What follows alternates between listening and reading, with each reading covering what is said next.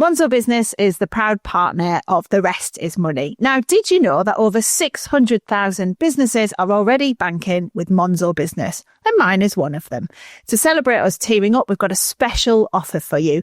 New customers get Monzo Business Pro or Team for free for the first 6 months. Just head to monzo.com/therestismoney to claim it for your business. Now, maybe you run your own company and you're looking for a bank with the solutions to make your financial admin easier, like expense cards that help your team save loads of time as your business grows. Just go to monzo.com/therestismoney to learn more about the special offer and find out which of their plans is right for you. Offer is available to new Monzo Business customers only for either Pro or Team plan. Offer ends on the 31st of July 2025. After the offer period ends, Pro will be £9 a month and Team from £25 a month. Expense cards are only available with Team. Only sole traders or limited company directors in the UK can apply. T's and C's apply. Hello and welcome to The Rest is Money with me, Robert Peston. And me, Steph McGovern. We have a friend of the show with us. Karen Ward is back. You'll know her, of course, as the Chief Market Strategist for Europe, Middle East and Asia at JP Morgan Asset Management. And Karen's had a really interesting career, hasn't she? Because she's provided analysis for the Bank of England's Monetary Policy Committee, the rate setters.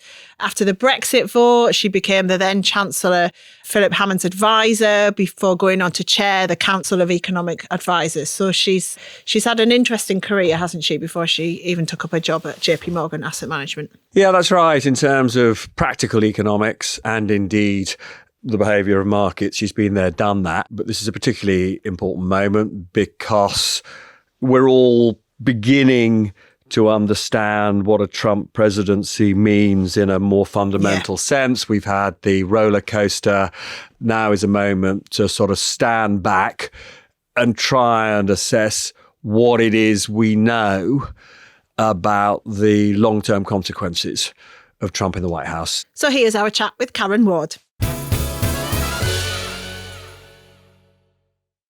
Karen, so nice to see you again. So we've been living through probably the most volatile markets time, I think, of my lifetime, actually, since Trump was inaugurated.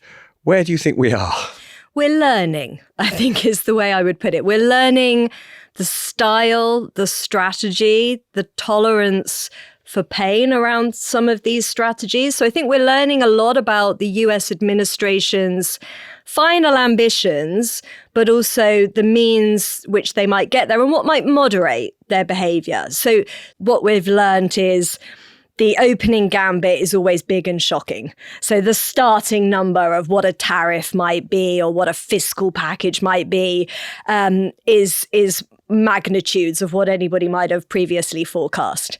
And that's the start of then the negotiation. And then we have an even more scary period where horns are locked with a counterpart across the world or within Congress. And it looks like it's going to really reach that large number.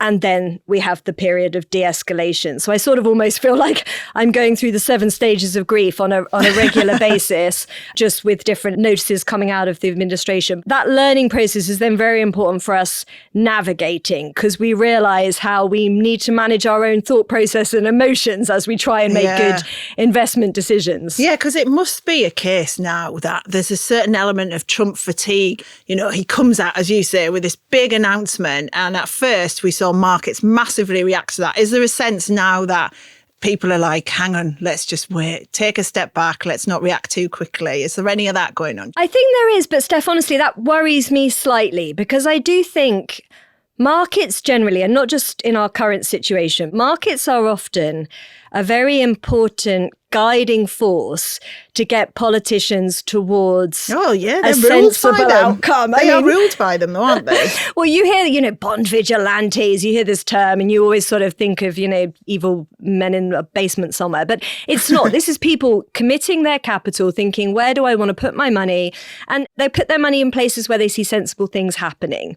And so markets are a really important guiding force. And I think the thing that concerns me is if markets start to say, well, I'm going to look through this, then we don't have the markets playing that guiding force. Yeah. And we're already starting to see that in that you might get a big announcement and then the market doesn't react, but that takes us to the precipice of enactment rather than pullback. Yes. And then someone like Trump might go, well, hang on a minute, the markets haven't reacted negatively. This is a good thing. Let's stick with it. Well, then I think you get the market reaction bigger and later. Yeah. It's still the same, but the cycle, the sequence isn't predictable and reliable. So it's a tense time. You've got to hold your head through these announcements and really be willing to say, no, this that's been announced is surely going to be harmful, damaging, and therefore will not be enacted. I just need to now wait through this process for us all to get there. So can I ask you, in terms of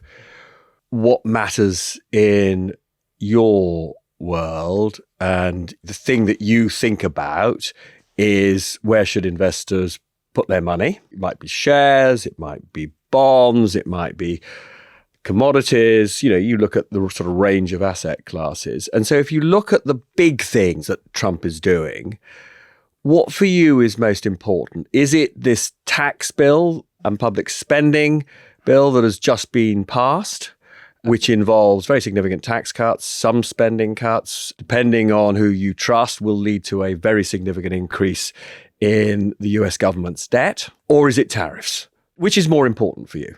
I think it is the fiscal package, because I think there is a sense that the tariffs have to ultimately end in a moderate place. There is an inflation concern in the US. There is a who is really going to pay the price of these tariffs. We're going to be talking about this for years. We're going to have, I'm now negotiating with Japan. I'm now negotiating with the EU. This is going to be a subject of conversation for a long time, but we're going to end up with a base level of tariffs that we haven't seen in 100 years. So let's not be I was going to say, I was going to say, you said moderate, but we are still talking about tariffs that are higher than at any point since the 1930s. Absolutely. It's not that is not a key issue right now, but I think in terms of market pressure, currently it's the fiscal package.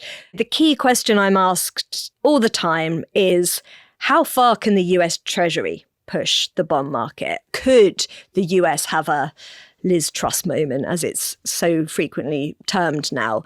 And the honest answer to that is we don't know how far the US can push. It has its exorbitant privilege. It can get away with things that most other governments and ours can't. So just explain, because not everybody listening will understand the idea of exorbitant privilege that comes with being the world's reserve currency. So talk me through what that means. Basically, it means that you have to hold US assets, bonds usually, something that's seen to be a safe asset, not for an investment purpose, not because you're speculating on it particularly going up, but it's a safe haven asset. So therefore, you have to own some of them. Governments around the world might hold them because it's a useful asset for if they came into trouble that they can then trade, they can manage their currencies via.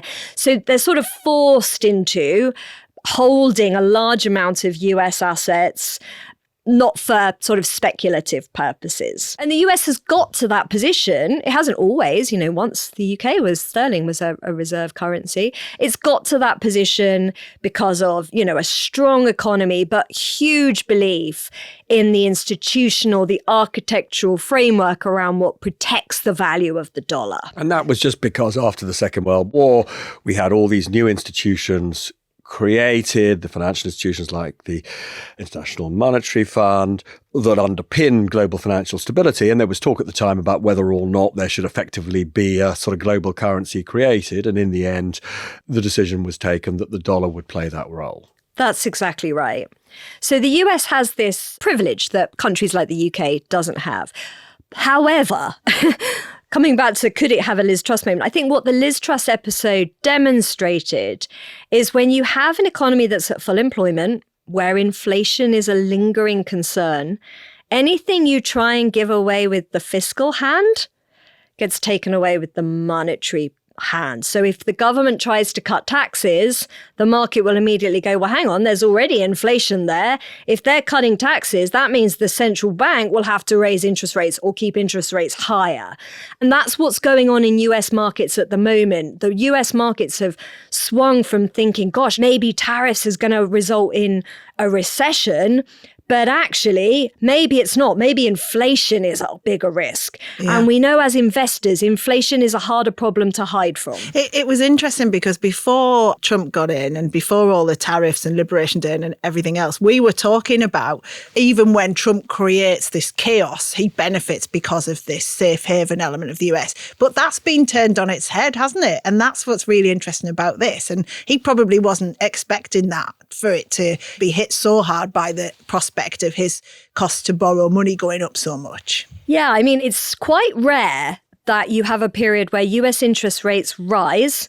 So you'd think US bonds become more attractive, but the dollar also falls. And that's what we've seen this year. It's quite unusual. And I think that does tell you something about how global capital is moving.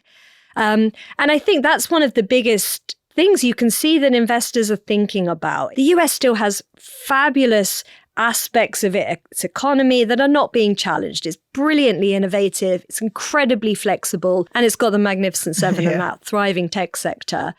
But you can just tell, many clients came into the year with massive overweights to the US, huge exposure. If you bought sort of passive products, if you bought a benchmark like ACWI is a global stock benchmark, if you bought something sort of simple, the weight of the US in that over the last 15 years has gone up from sort of 40% to 70%, just for an example of how much global capital has been going to the US.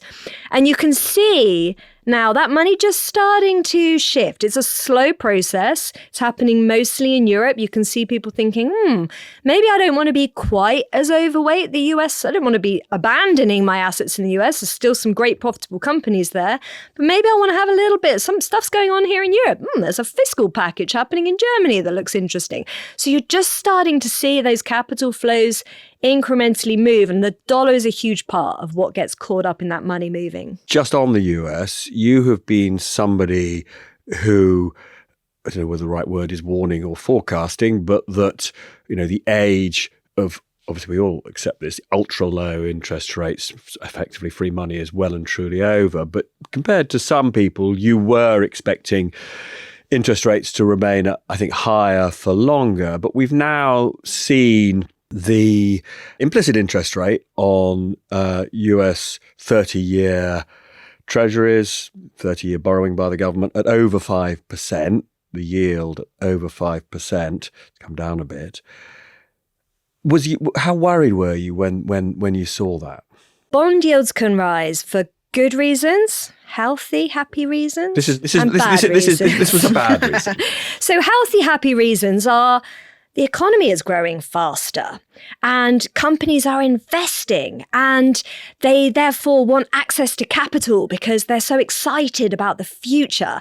And because there's all that hunger for capital, those that are supplying capital can charge more for it and everybody's happy. Interest rates going up, but the final return on where that money's going is good. It's not obviously the reason that bond yields are rising now. There's definitely a concern about the trajectory for the US deficit and US debt. Doesn't seem to be the conversations happening in Congress about how that will be tackled over the medium term. So what is the risk of, what I think was Capital Economics came up with the phrase, the stupidity premium, which poor old Liz Truss suffered from when, the price of UK government debt collapsed and the interest rate rose. There's a bit of a stupidity premium arising in the US.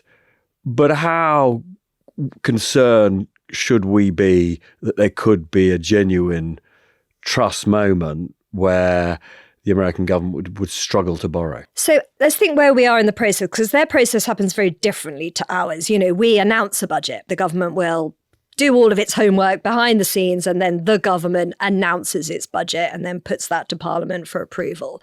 But the numbers sort of get announced on a day. It's very different in the US. So the budget reconciliation process, it's a sort of debate and discussion with everybody adding in their little bits and bobs that they would like along the way. It's gone through the House and it now needs to go through the Senate. The market's sort of incrementally learning, okay, well, who's digging in? Who's saying, are there voices out there, particularly in the Republican Party, who are saying, hang on, I'm a little worried about the way this is going. And are they going to really dig in and provide those checks and balances to this not getting very, very large in terms of the ultimate fiscal package?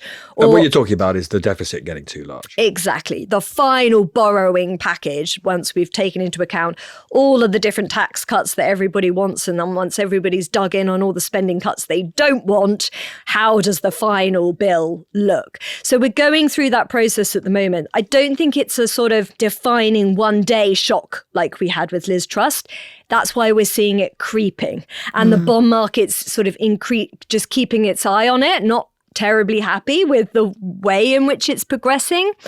But again, I think that's all part of the guiding process of markets. You will have those Republicans who are concerned about the deficit, keeping an eye on that 30-year yield perhaps and saying, gosh, maybe I'm the person who does need to make a name for myself for digging in.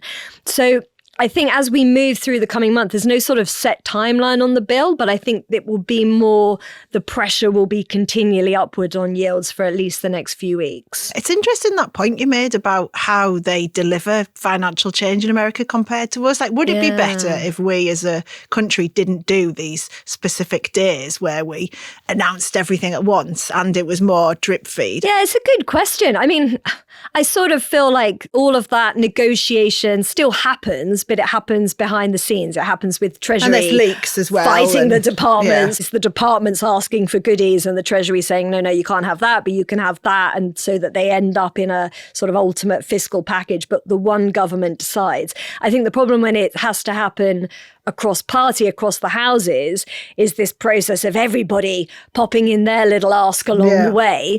And therefore, if you were, in the House who passed the bill, the fiscal bill might eventually look very different and the size of the package might look very different because everybody else has popped their asks in along the way. So I think I prefer ours, actually. And historically, the influence of really steep market movements on legislators, what do you, if you, there's this ludicrous concept of Mr. Market, as it were, how angry would Mr. Market have to be? Probably Mrs. Market. Mrs. Market definitely would. Almost. But US bond yields, what level would they have to rise to, do you think, for the Senate at that point to sort of slightly panic and draw back? It's hard to know exactly, but I think the 10-year interest rate is the one that tends to get the most attention, for whatever reason. Although actually in the US, the 30-year matters because of their mortgage rates are often structured around the 30-year. But it's whenever it crosses through a number, I suspect, is when it would get a little what bit is about more. 4.5 on the 10 we're about at the moment. 4.5. So I suspect 5. So if the 10 got to 5, I mean, certainly I think I would panic. I think I would panic if that happened. Yeah, absolutely. And, I said that I suspect it will be creeping, but there are certain factors that could make it less orderly that I have my eye on. So if, for example, there's 3 in particular, one is just the government debt auctions. Each week the Treasury is out selling bonds. This is an awful lot of bonds they're selling on a daily basis. Any sign that demand for some of those auctions is a bit lacking, I think would be taken negatively by the market. What, they've got to refinance something like 30% of the national debt next year or something? I did know the number and I've forgotten, but it's an enormous proportion of the national debt that has to be refinanced in the next year. Absolutely. What's happened in the US, actually, this is what we really haven't done here in the UK. Our debt management office has done a really good job of protecting us from this. But because interest rates were lower at the short end and interest rates were higher at the longer end for a period, particularly through the pandemic, there was the temptation to just take advantage of those short-term interest rates and hence issue short-term debt.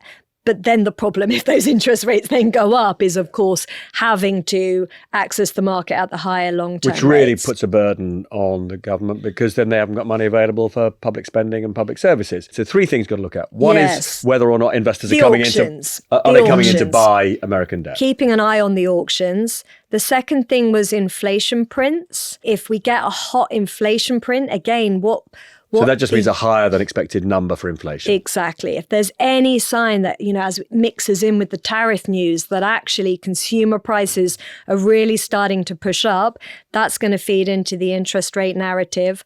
And then the final thing is a subject completely the other side of the world, which is Japan. Oh, yeah. Yeah. And what's going on there, because that is another interesting aspect to the whole global capital flows. And this is where it gets a little complex, but Japan have been the one part of the world holding global interest rates down. They've been stuck in deflation. They haven't had enough inflation or growth.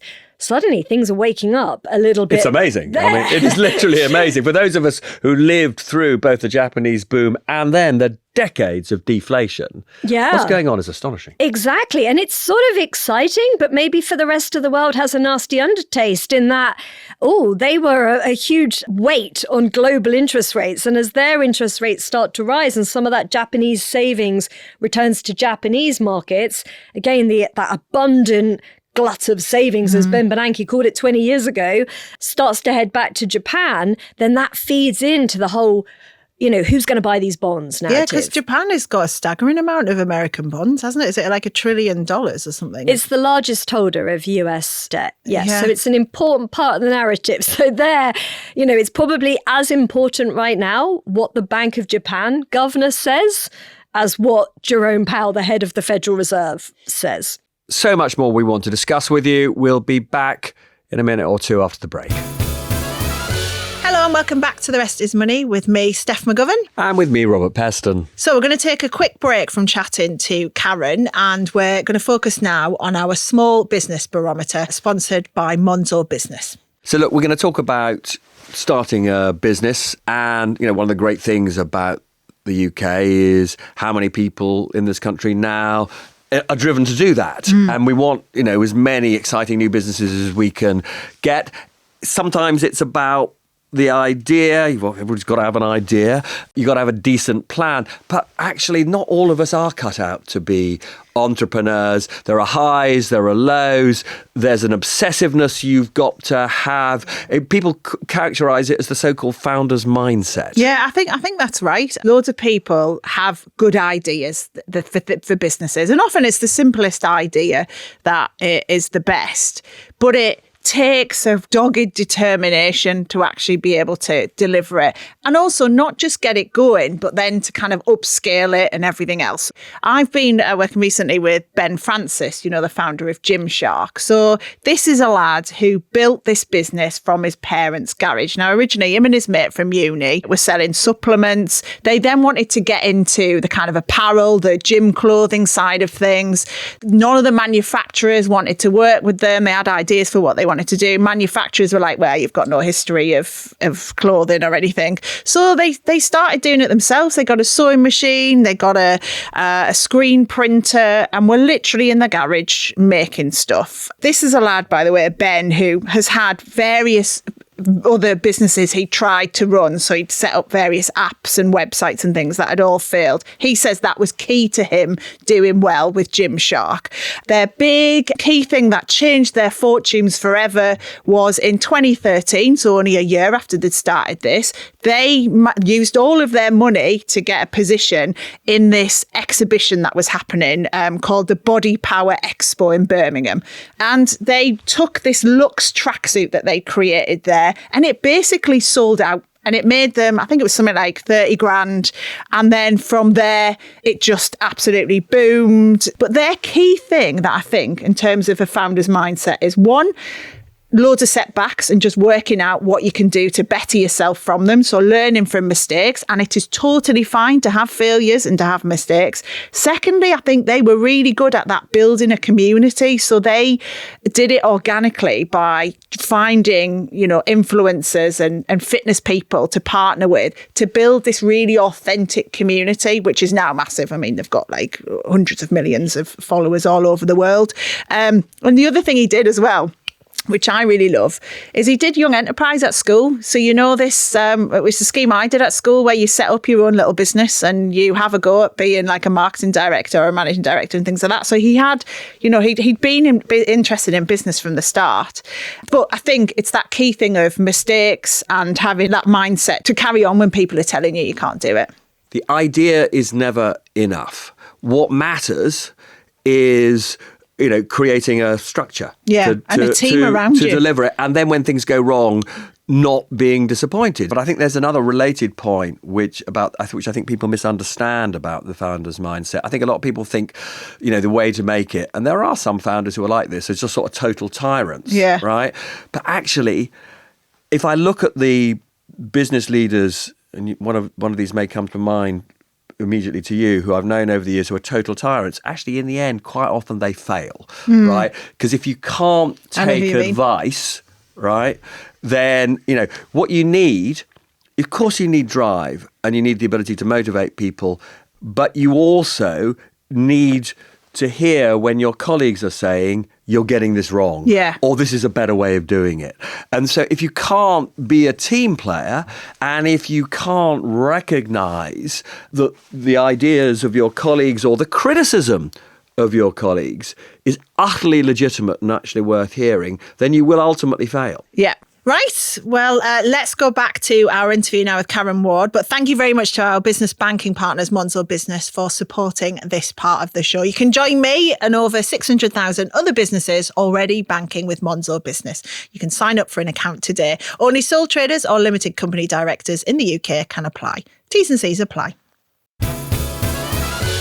When we were last talking about this, Robert was painting an optimistic view that potentially this could be a reset in terms of the financial system, and maybe good come from this, weren't you? I had two slightly contradictory views. One is, if we were to get a Truss moment for America, that would be the mother of all financial crises, like nothing we've probably any of us experienced, including even the global financial crisis. Because if you have a situation where people just lose all confidence in American assets, we're in real trouble. So we've got to all hope that, in the end, Scott Bessent and Donald Trump pull back sufficiently if we're heading for that particular cliff edge. But separate from that, and I think we are seeing this particularly in Europe, I've taken the view that in order to get out of the sort of economic stagnation that Europe, including the UK, has been in, you needed a big external shock. And Trump is that shock. And there are signs, I think, of more rational decision making when it comes to encouraging investment, whether it's regulation. I think throughout the European area, we're not there yet. And there are lots of vested interests pushing back.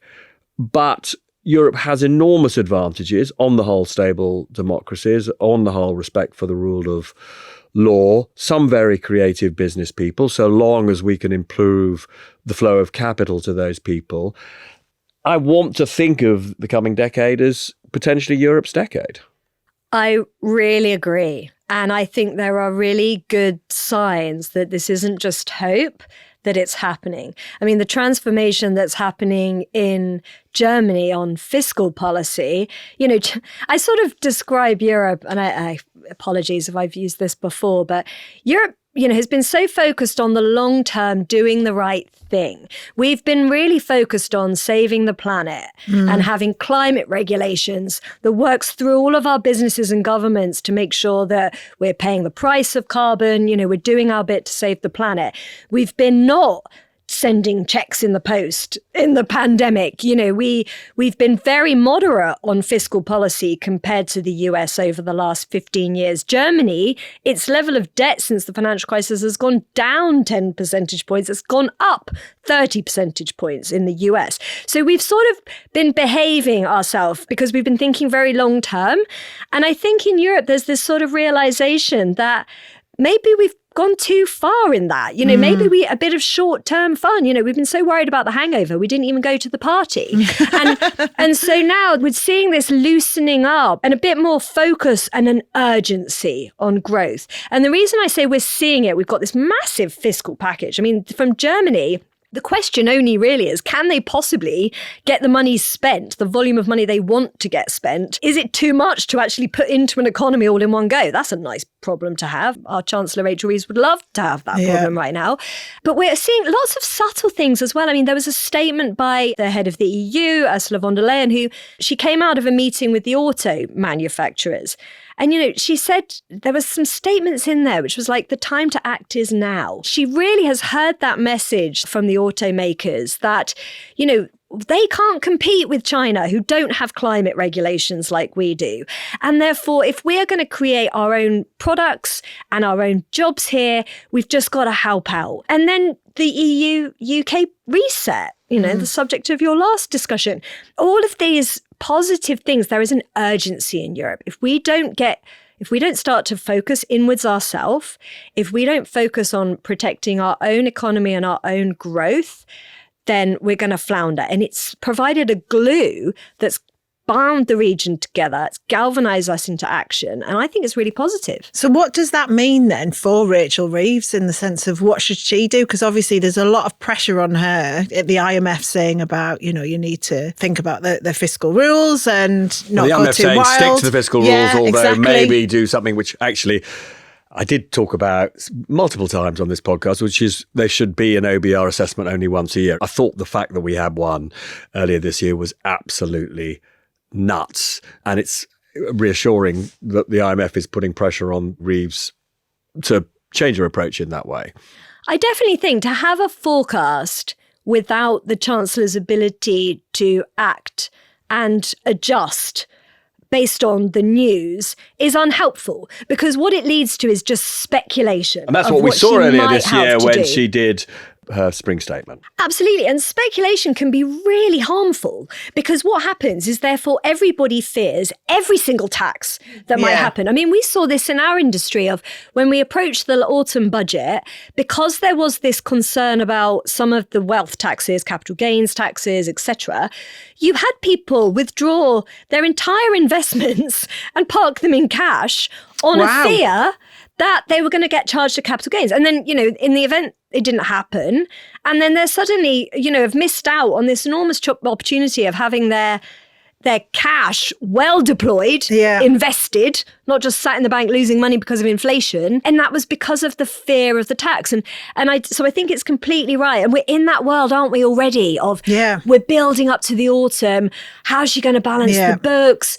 Is it going to be spending cuts? Is it going to be tax rises? And that's really unhealthy. So I think you're right. However many times the OBR set a forecast, it should be aligned with, and I think once a year is plenty. I mean, I wouldn't want to be Chancellor, because she is really guided by and stuck with, you know, she's got these fiscal rules. So this is day-to-day spending. You know, taxes must cover day-to-day spending by the end of the Parliament, which has given her a tiny headroom. That's probably been wiped out now by everything that's gone on with Trump, etc. But yeah, if she does anything like announces, for example, the rolling back of the Winterfield payments, or there's talk now of changing the limit on the 2-child benefits, then the markets will react and go, you can't afford it, so what are you going to do? So then how do you navigate through that? Well, I think the first question is, do I stick to my fiscal rules at all? Do I keep this envelope that I'm working? And she keeps saying she's going to.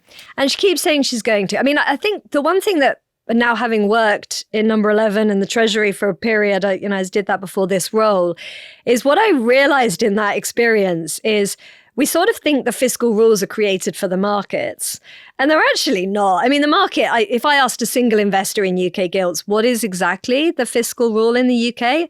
I would be amazed if any of them could tell me. You know, we've changed them on average every 2 years. So it's not the rule itself and what it says to the market. The rules are actually important in terms of managing your internal conversation. It's when the Department for Education comes and says, I need this for, you know, the teachers. And then the NHS comes, as it does every single month, and says, I need this additional money. It's her way of saying, I'd love to, but I haven't the fiscal rule. So it's actually much more of an internal diplomacy exercise, I would argue. Discipline. It's a scary thought for anybody listening out there. But let's just pretend that I'm a massive bond investor and I'm thinking about where to allocate my money around the world. Presumably one of the big numbers I'll be looking at is actually what kind of appetite for bonds will the British government have over the next year. And I presumably will look at, you know, essentially how much they borrowed in previous years, and then I'll compare it with what's coming up. So that must matter enormously.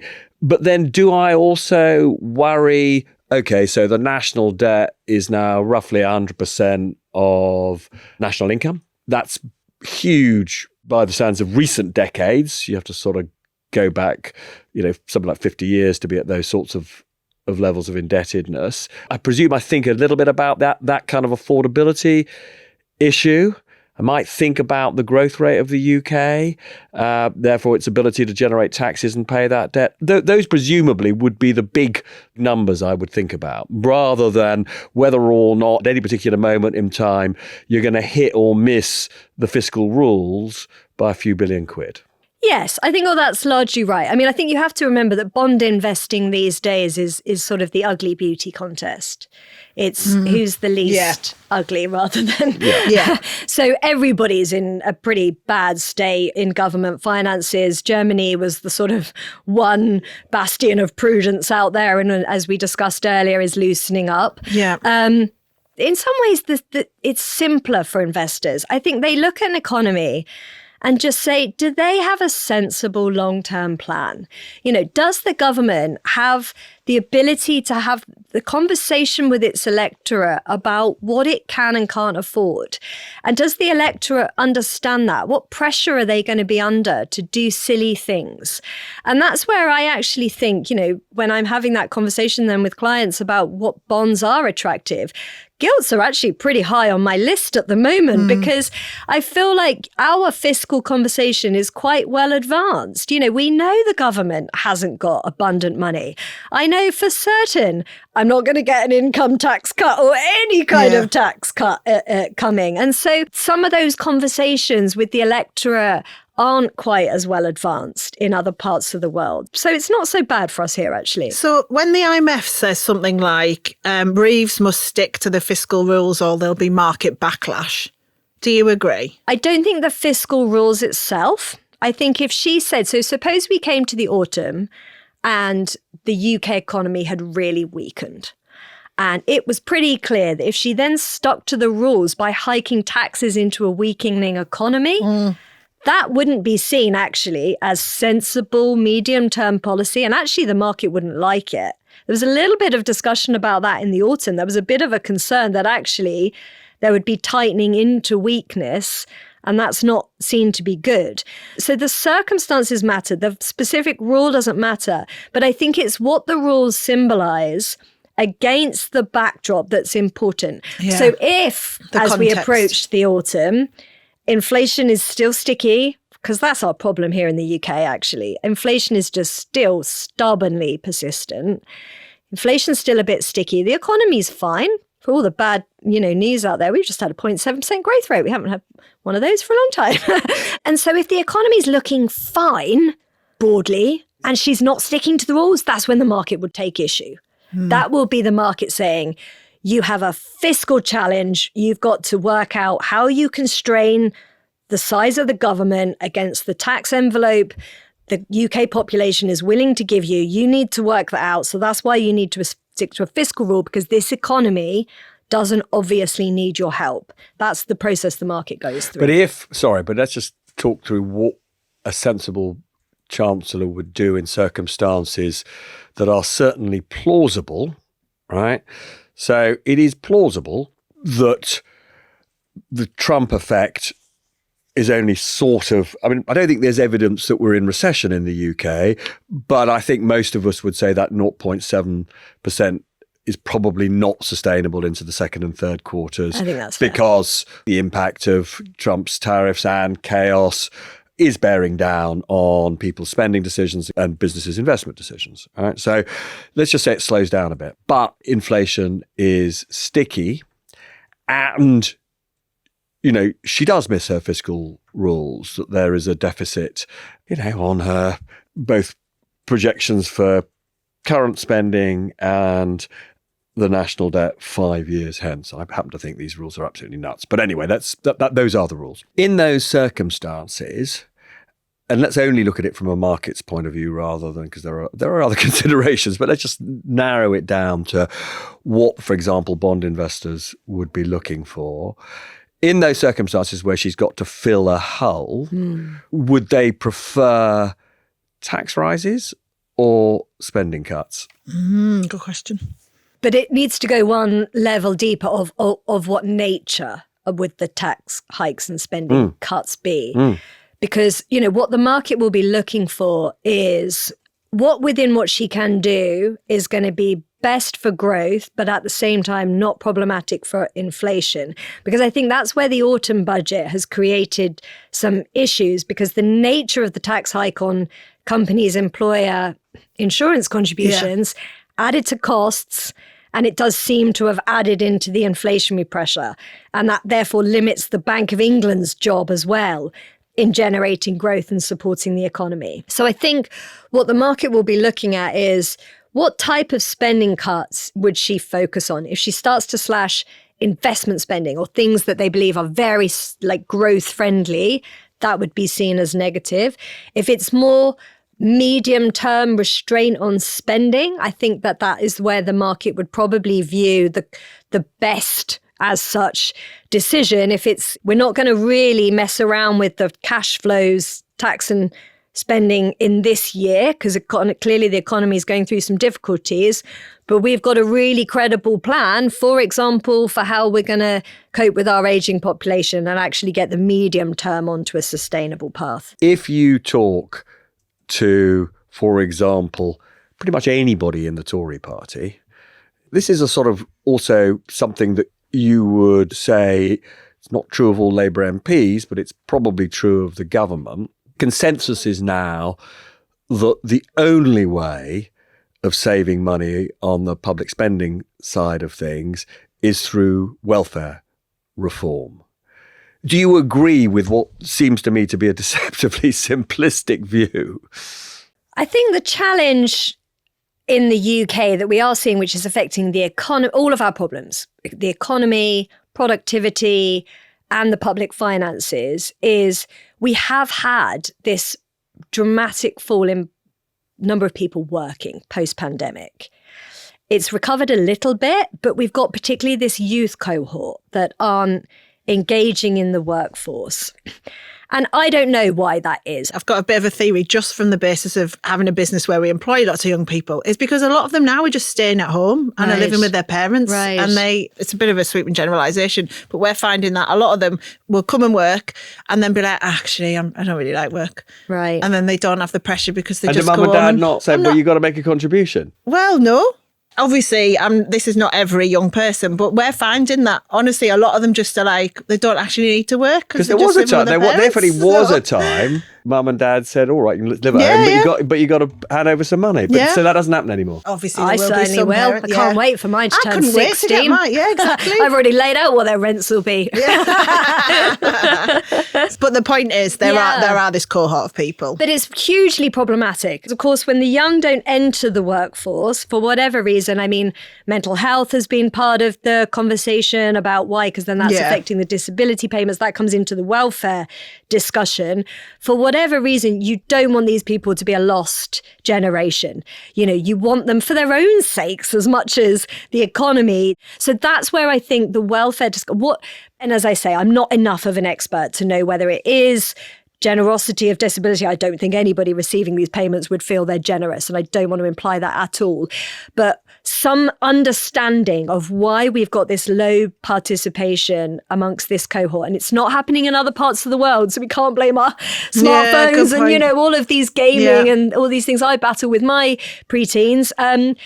Because it is specific here to the UK. We've got to understand that, and we've got to get that situation sorted. I mean, certainly, and it sort of relates to what you were just saying, Steph. I mean, the big bone I have to pick with the government on how it's going about welfare reform, and particular, reform of these payments to people who are disabled, either mentally or physically, is I think they are massively putting the cart before the horse. I mean, obviously the increase that's actually happened, but also forecast to happen in these payments is very significant, tens of billions of pounds.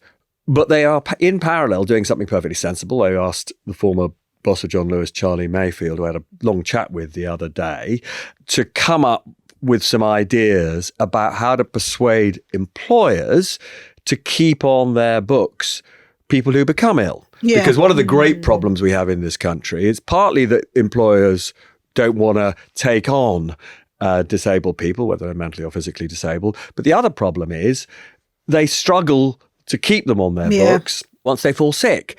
And I mean, he's done some work which shows that if you simply significantly reduced the flow of people out of employment, that in itself would have a very significant impact on the welfare bill.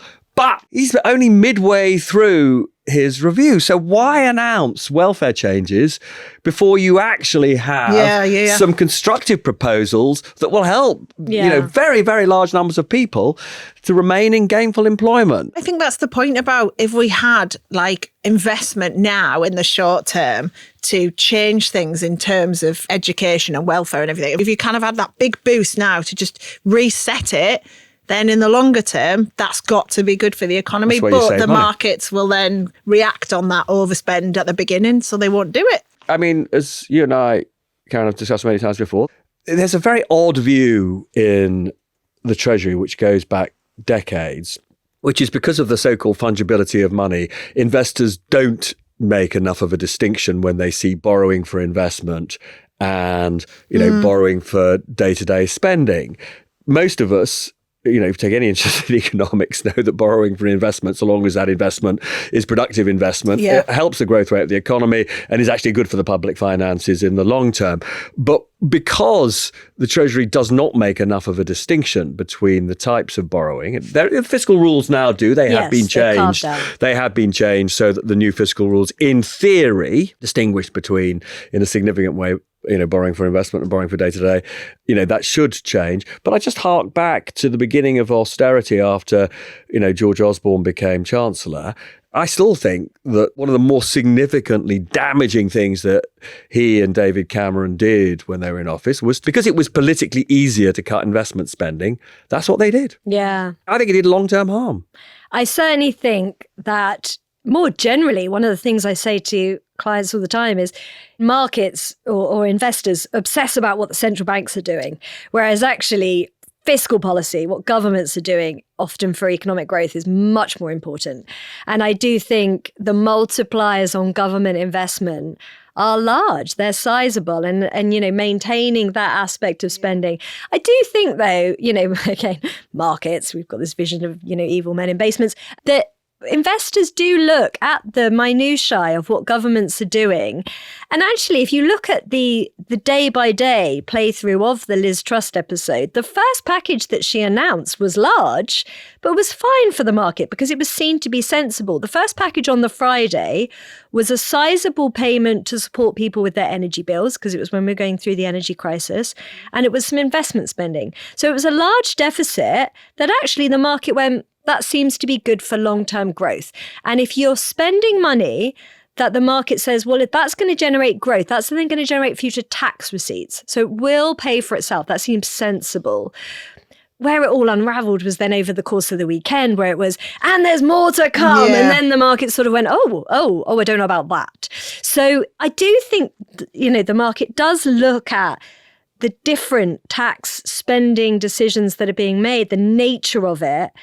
And the filter is the package of what's being decided today good for growth? Not going to give me inflation, but it's going to be good for growth. That's going to give me tax receipts in the future. That's okay. I'm going to ask about a slightly technical and hidden aspect of the fiscal approach, which is actually something you alluded to earlier. And you were saying one of the good things about the UK was the approach taken for years by the Debt Management Office, which is the arm of government that decides not how much to borrow, because in the end that is set by the Chancellor, but ultimately makes decisions about how long to borrow for. A bit like if you're taking out a mortgage, do you fix it for 2 years or do you fix it for 5, 10 or whatever? And the Debt Management Office borrowed sums of money for longer maturities over a period of time. And as you say, the average maturity of British debt, what is it, still something like 14 or 15 years, something like that, which means that on average, when you put all the debt together, you don't have to repay the lot, as it were, for some years. But the new boss has announced that she will be borrowing more at the short end. So she will be borrowing at shorter maturities, money that has to be refinanced or paid back over shorter timescales, because the interest rates at the short end are lower. It saves money for the Chancellor. We should be under no illusion about this. There are risks that come with that, because if you are borrowing at shorter maturities, you have to pay it back in the short term. And if your public finances are then perceived by markets to be in a mess, that can cause something of a crisis. So I suppose what I'm asking is, for years, we had this slightly sensible approach to taking on long-term debt.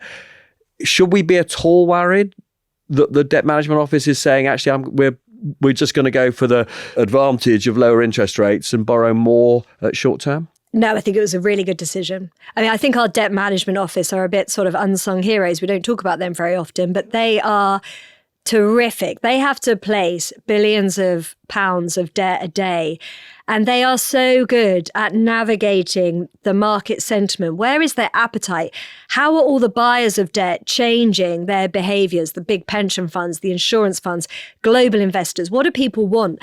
And they're very in tune with working out when they can get away with all of that long-term stuff, issuance, and then maybe when there's a bit less appetite and they're pushing the boundaries a bit hard and maybe they want to just stay shorter term. And I think they're doing exactly the right thing. Actually, everyone's doing it. The Japanese, they're doing it. So everybody's sort of saying, look, there's a lot going on. There's a lot of pressure. We've got this situation in the US, which is through no fault of any of our own, putting pressure on the long end. Let's ease off there for a little bit. Now, it is, as you say, Robert, a slightly risky strategy in that, like your analogy to taking a mortgage is the right one. If I take a 2-year fix rather than a 5-year fix, it's on the expectation that in 2 years' time, I'm going to be able to refinance at a lower rate. So there is the hope that within a period of time, those interest rates will come down, the financing conditions will improve.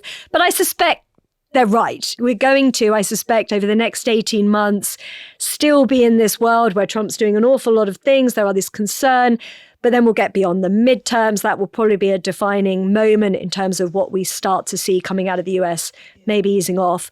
And then that strategy could be readdressed. But no, I think it's very good debt management. Yeah. And in that time, we'll have got you back at least 5 times to talk to you about it. I can only hope. And I wonder who you'll meet on your way in, because when Karen came in this morning, she was over the moon to see Ian Wright. As were you, to be fair, Robert. You were at a good old chat. I'm a great fan. And actually, this is not sort of core Rest Is Money territory, but you'll empathise with this. So, as a lifelong Arsenal supporter, I was absolutely ecstatic to see Arsenal women win the European Women's Champions League. This is a massive achievement. They're the only British club ever to win the Champions League. They've won it twice. Right?